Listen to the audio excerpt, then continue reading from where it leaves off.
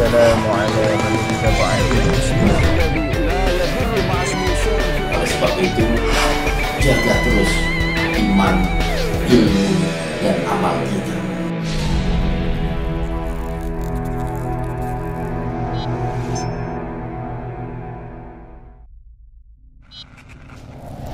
Bismillahirrahmanirrahim. Assalamualaikum warahmatullahi wabarakatuh. Alhamdulillah wa syukru ala ni'amillah. Wassalatu wassalamu ala rasulillah wa ala alihi wa sahbihi wa mawalah. La hawla wa la quwata illa billahil aliyil azim. Amma ba'd. Sahabat Syiar dimanapun berada, alhamdulillah saya beserta tim Syiar Dalam Gelap sudah berada di tempat wisata yang bernama Talaga Bodas, di mana Talaga Bodas ini bertempat di Desa Sukahurip, Kecamatan Pangatikan, dan juga termasuk kepada Desa Sukamenak, Kecamatan Wanaraja di Kabupaten Garut. Dan insya Allah pada sore hari ini saya akan mencoba untuk mewawancara atau berbincang dengan salah satu tokoh masyarakat di sini, yaitu Bapak Sufiat sebagai tokoh masyarakat. Insya Allah. Assalamualaikum Pak. Waalaikumsalam. Langsung aja kita coba ngobrol-ngobrol ya, atau berdiskusi dengan Pak Sufiat. Begini Pak, kan Talaga Bodas ini saya jujur baru kesini. Iya. Tapi qadarullah memang hari ini nih bisa berkunjung di Talaga Bodas, dan saya coba nikmatin dari bawah perjalanan untuk kesini. Sangat-sangat luar biasa, keindahan alam, kemudian kesejukan udaranya juga terasa. Nah, yang Bapak ketahui mengenai sejarah Talaga Bodas ini, mengenai kapan sih terjadinya adanya Talaga Bodas ini? Saya sekilas menceritakan ini, memang tidak ada tahun yang menentukan kapan kejadian meledak Gunung Talaga Bodas. Ini tidak ada, termasuk ke pemerintahan juga. Saya dulu tahun berapa menanyakan, tapi nggak ada. Jadi sudah ada aja seperti ini itu Talaga Bodas. Katanya sih, kata dulu orang-orang dulu Talaga Bodas itu katanya muntahan ilmu hitam walang sungsang katanya di sini, kayaknya meledak gitu. Makanya di sebelah sananya ada gunung masjid. Gunung masjid di sebelah sana nggak ikut ini jadi kawah. Cuman yang di filosofi yang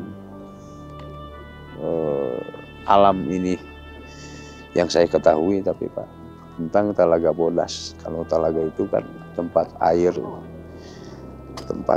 satu kolam yang memang tempat air yang membersihkan Pak Talaga Bodas. Jadi setiap kesini itu ada cerita kehidupan untuk kita semua, bahwa kita bermandi di sini, menyucikan diri di sini, lahir dan batin.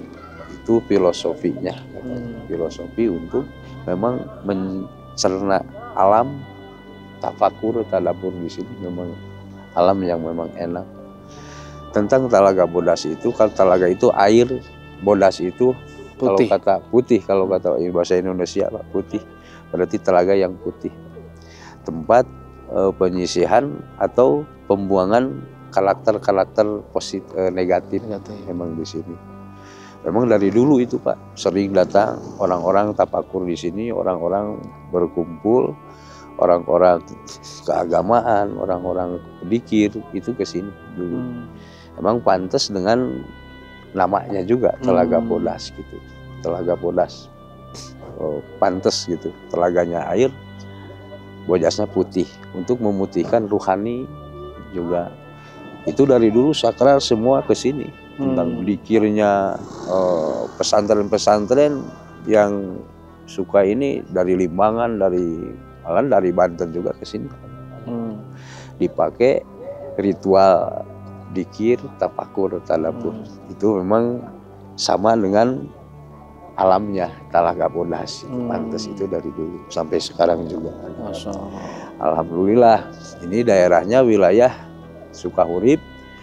Kalau dulu Sukahurip itu desa Sukamenak, kan dipecah jadi dua, sehingga sekarang ini diakui aja tentang kemanfaatan dan realisasi menjaga Talaga Bodas oleh dua desa lingkungan desa Sukamenak, Sukahurip. Alhamdulillah sampai sekarang kondusif, semuanya ada yang di sini ikut berusaha lah, ikut cari rezeki. Alhamdulillah. Saling menjaga. Sambil menjaga alamnya itu.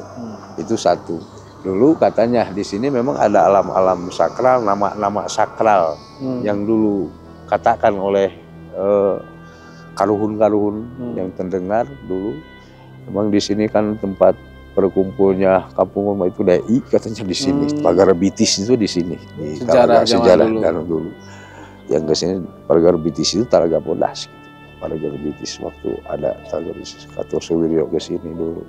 Makanya ini sekarang dimanfaatkan untuk membersihkan aja, membersihkan hati, jadi kir, tadabur alam itu manfaatnya. Jadi itu filosofi Talaga Bodas. Filosofi Talaga Bodas itu untuk menyemurnikan hati kita kembali lagi ke fitrah kita sebagai orang-orang mukmin. Kita mendekatkan diri kepada Allah Subhanahu wa taala. Mudah-mudahan di sini memang alamnya terjaga dengan adanya kejadian-kejadian atau kunjungan-kunjungan seperti itu, ada manfaatnya. Semakin terjaga alam, semakin terjaga Islam juga, semakin terjaga jiwa-jiwa kita semua. Dua ada sejarah di sini tempat-tempat yang disebut Sipa atau Sipa itu pengobatan, Pak.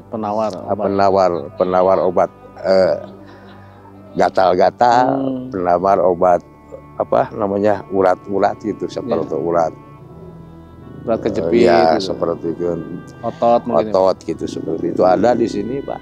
Di sini memang khusus kata orang tua kalau di Talaga Gede ini kolamnya itu perendam menghilangkan gatal-gatal.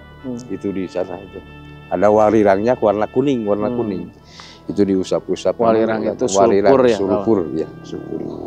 Makanya kalau ke sini katanya pakai sulfur biar nggak ada gatal-gatal gitu penyakit itu. Itu dua ada sumber-sumber urat-urat gitu kan. Urat-urat itu ada di Ciengang di sebelah sana, Pak. Airnya beda lokasi di bawah sini. Ciengang itu namanya, memang di sana orang-orang stroke atau sakit-sakit pinggang atau apa di sana perendamannya, di namanya Ciengang. Ya, Ciengang. Tapi masih dalam kawasan Cibodas ini. Kawasan KSDA. KSDA. Wilayah KSDA. Di wilayah ini. Dua ada Curug, Pak. Itu di Curug kalau dulu saya tahunya siapa yang namakan Curug Sang Hyang Tiga katanya itu. Tapi di sini tidak ada banyak yang tahu itu. Tapi ke saya datang itu orang Purwakarta dulu. Dia cari, katanya saya disuruh cari Curug Sang Hyang Tiga adanya di wilayah perbatasan Tasik dan Garut. Dulu waktu itu saya disuruh sholat asar di sini. Hari Rabu kalau nggak salah tanggal 4 Muharram. Habis hujan di sini, kata saya, Bapak cari apa? Cari ini. Udah tanya di sana, tanya, kata coba aja ke Talaga Bodas, coba aja. Tapi yang di sini nggak tahu. Masya Allah. Cari apa, Bapak? Cari Curug Sang Hyang Tiga. Kan? Tahu Bapak saya yang menjemput Bapak. Kalau tahu Bapak yang menjemput Bapak, kata guru saya ada yang menjemput ke sini. Ya saya, kata saya. Saya turun ke sana, oh berarti ini yang disebut Curug Sang Hyang Tiga. Yang di sana itu ada 3 umpak, Pak. Dinamakan. Iya, dinamakan. Ada airnya memang dingin airnya. Bisa diminum sebab udah diperiksa oleh air kesehatan air dan juga memang itu harus bisa langsung diminum. Kira-kira pH-nya berapa, Bang? pH-nya kira tahu, Pak. Belum saya ada lupa lah. penelitian. Saya lupa, tapi sudah sah katanya diminum, bisa diminum langsung. Makanya di sana sambil berendam, sambil mandi, sambil minum aja kan. Oh gitu kata saya. Itu terkuaknya itu kata. alhamdulillah memang banyak manfaatnya kali alam di Telaga Bodas itu. Itu termasuknya salah satu kalau pengobatan obat atil-atil gitu gatal, 2 obat urat-urat, ya 3 yaitu pembersihan di sana gitu. Ada mandi air curug. Kalau kata dulu yang ada di Gunung Sadahurip itu dulu katanya, dulu itu mandinya ke sini zaman kesenghiangan dulu. Kenapa katanya di Gunung Sadahurip ada mitos ada kesenghiangan? Sebab itu ada kayak ada tanda-tanda kehidupan dulunya gitu. Ada batu-batu, batu rahong gitu ada. Nah itu putri-putrinya ke sini katanya, itu mandinya di daerah Telaga Bodas. Maksudnya putri yang dari alam Putri gaib. yang dari alam gaibnya itu. Masya Allah. Katanya, maka dinamakan Curug Sanghyang Tiga. Ya. Dan akan katanya kumpul kesenghiangan di Pulau Jawa, Pak, luar Jawa itu pada tahun 2012 apa yang piramid itu, gencar piramid itu. Dari Bali, dari Jawa ke sini, bangsa pendeta-pendetanya ke sini ke Gunung Sadahurip. Itu kayaknya paling tua kalau sejarah ininya, mitosnya, sejarah mitos paling tua yang di sini. Yang di sini katanya paling tua tentang zaman Sanghyang. Ini Sanghyang 3. Ini curugnya Sanghyangnya 3 curug. Itu. Saya pernah dengar nggak Pak, yang dimaksud Sanghyang itu apakah ada diberikan nama atau enggak? Apakah ada Sanghyang namanya? Kalau dulu kan zaman kita budaya-budaya di Indonesia, dulu kan pemasuknya pemegang dalam keagamaan Indonesia itu adalah Buddha. Ya itu nama Buddha itu Buddha adalah, dan Hindu mungkin. Ya Buddha dan Hindu itu kesenghiangan dulu. Kesenghiangan. Namanya itu kesenghiangan. Mana terkuat pendeta-pendeta kesenghiangan, pemimpin kesenghiangan, penasehat-penasehat itu Sanghyang dinamakannya itu kalau dulu. Penasehat-penasehatnya. Makanya kayaknya sih kultur-kultur budaya ini juga adanya dan bitunya itu kayaknya tahun-tahun itu zaman kesenghiangan juga kayaknya ini Telaga Bodas. Sebab dari tadi itu belum ada yang bulan tahun berapa, bulan apa gitu Telaga Bodas bitunya tidak ada yang. Apakah ada mitos? Tadi kan Bapak udah mulai masuk ke ranah pergaiban, ya. Apakah ada mitos-mitos yang terjadi atau legenda di sini gitu Pak? Yang memang Telaga Bodas ini memberikan sinyal legenda mengenai lingkungan di sini, ya, ataupun berkaitan dengan lingkungan sekitar. Ya, ada legenda-legenda itu Pak. Yang Bapak ketahui. Sebab dulu katanya di Gunung Mesid itu di kampung saya itu banyak ada yang hilang, orang-orang hilang itu. Masya Allah. Pernah terjadi itu? Pernah terjadi hilang, tapi tidak adanya itu orang ahli takolub. Semuanya ahli takolub hilang katanya. Ada ke daerah, ke kampung saya ya, ke tokoh-tokoh yang memang sudah terpilih di sananya, dia datang. Katanya ini tidak akan dikembalikan lagi. Tilem kalau kata manusia mah tilem. Masuk ke alamnya. Ya di sini aja, simpen katanya di sini. Termasuk karuhun-karuhun, turunan-turunan kamu juga memang udah di sini katanya. Makanya tidak akan terlepas katanya dengan 2 desa ini.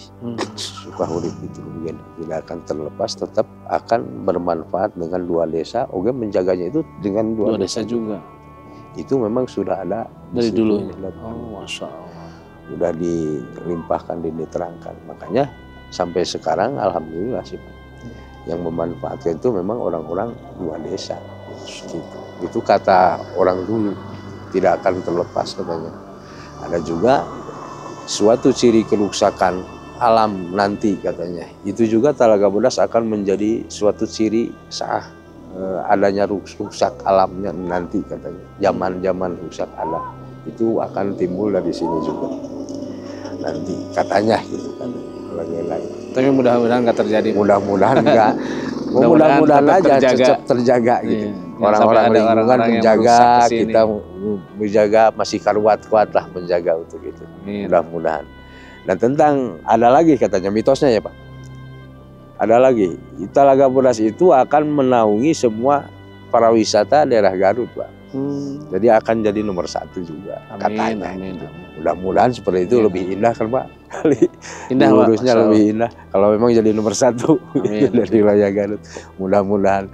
Tapi juga mudah-mudahan terjaga juga gitu. Yang masuk ke sini itu ruhaninya semuanya menjaga tentang alam. Itu aja.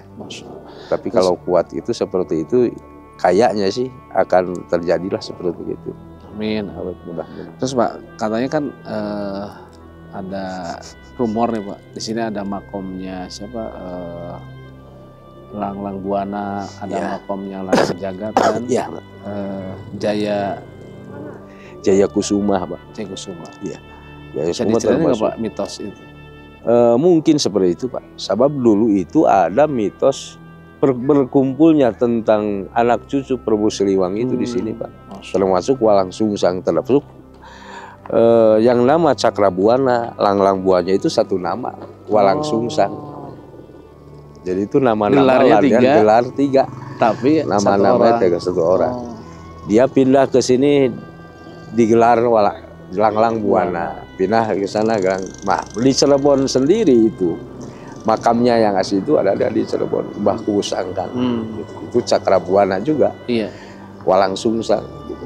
Oh, di sini terkenalnya dengan 3 nama itu, gelar itu. Oh, Masya Allah. Kalau Wijaya Kusuma memang yang mendiami katanya ya Alamul Ghaib Talaga Bodas. Yang mendiaminya itu pemimpin Yang Jaya Kusuma.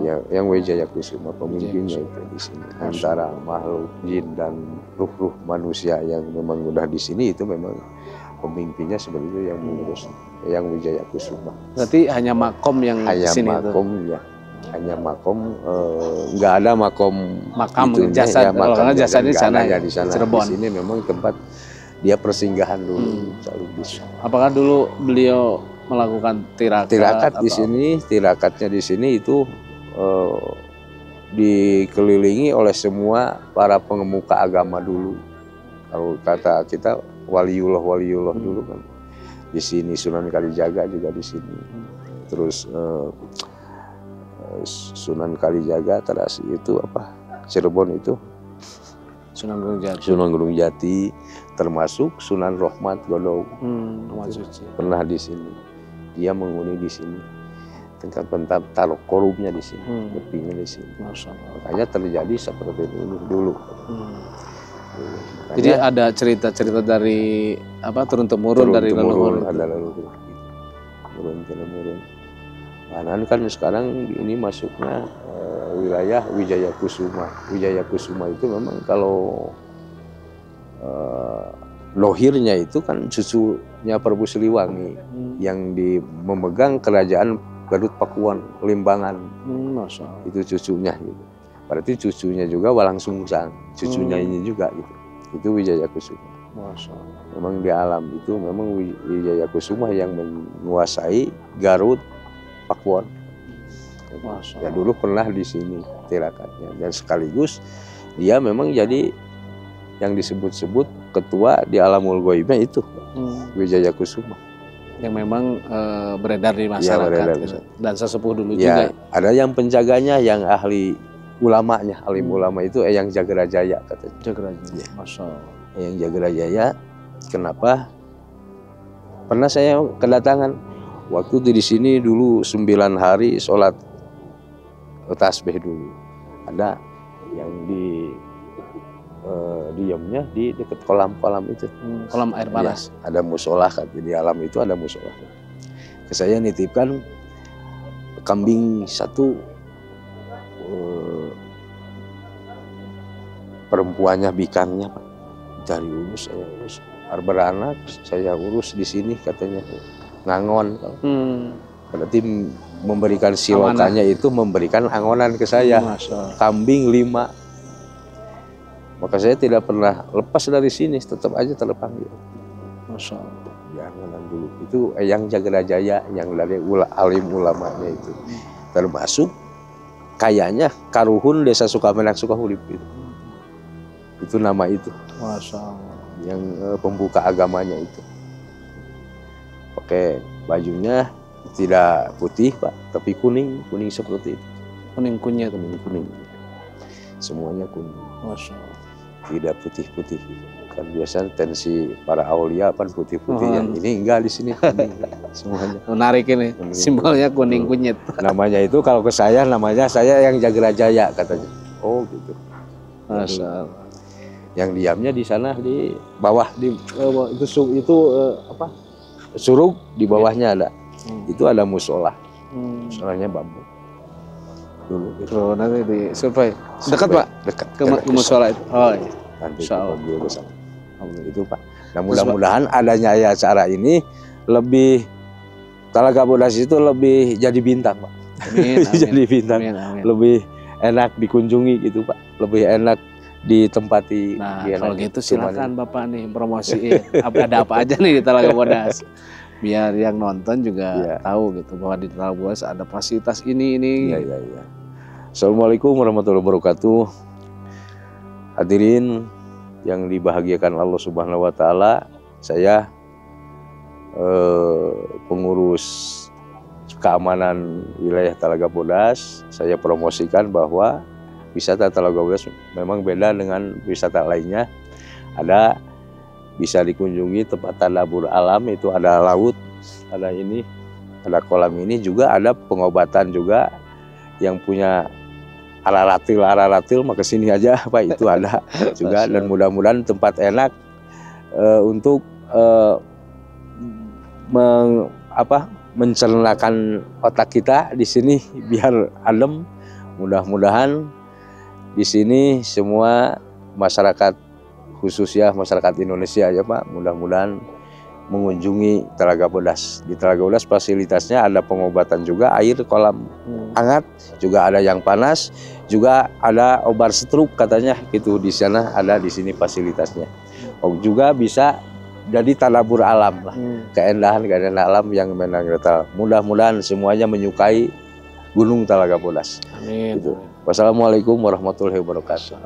Oh, berarti di sini boleh camping gitu Pak, untuk tadabur alam, untuk tafakur, zikir dan sebagainya. Semuanya.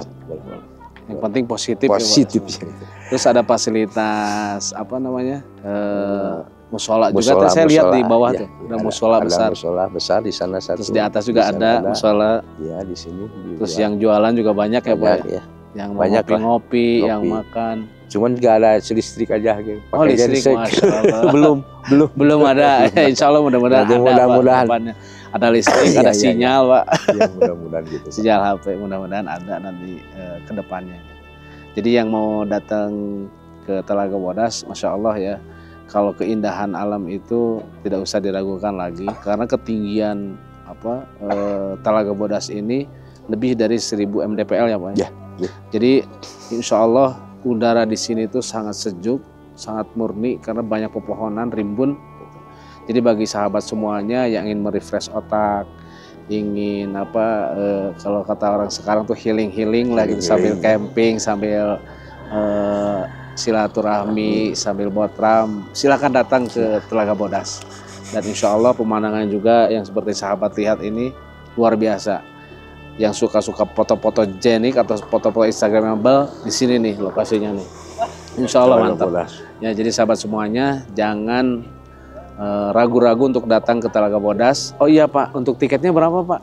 Masuk tiketnya itu maksudnya kalau sekarang itu per orangnya itu 17.000. 17.000. Di luar parkir ya? Di luar parkir.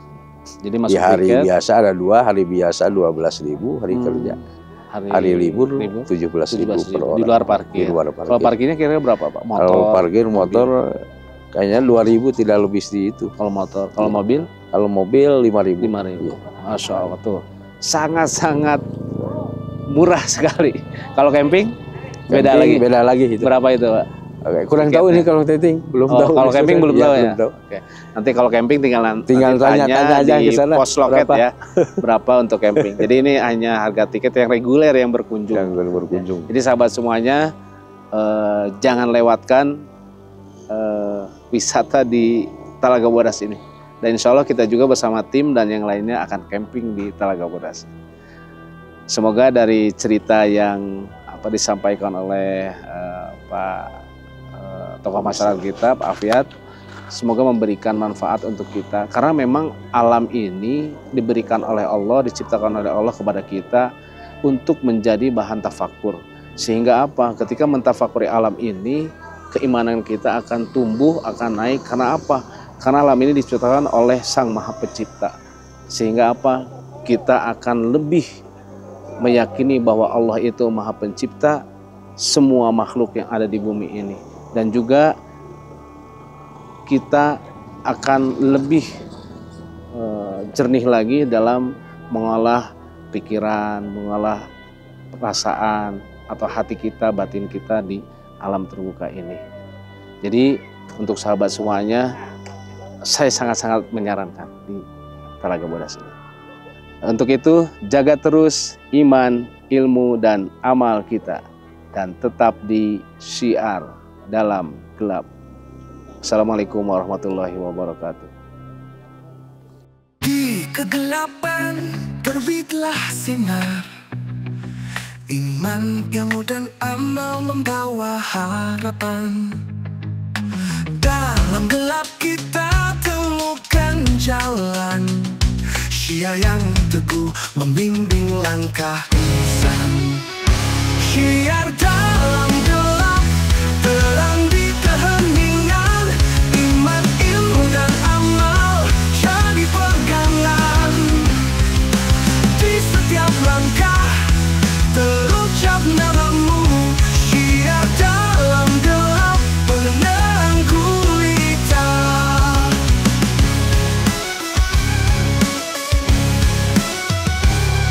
Dalam keheningan malam yang sunyi, terukir kebesaranmu dalam hati. Ilmu yang dipelajari, iman yang tumbuh, amal yang diamalkan, tanda kesungguhan. Syiar dalam gelap, terang di keheningan.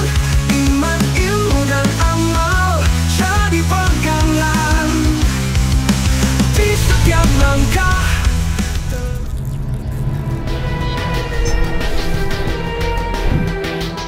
Assalamualaikum Oleh sebab itu, jaga terus iman, ilmu, dan amal kita.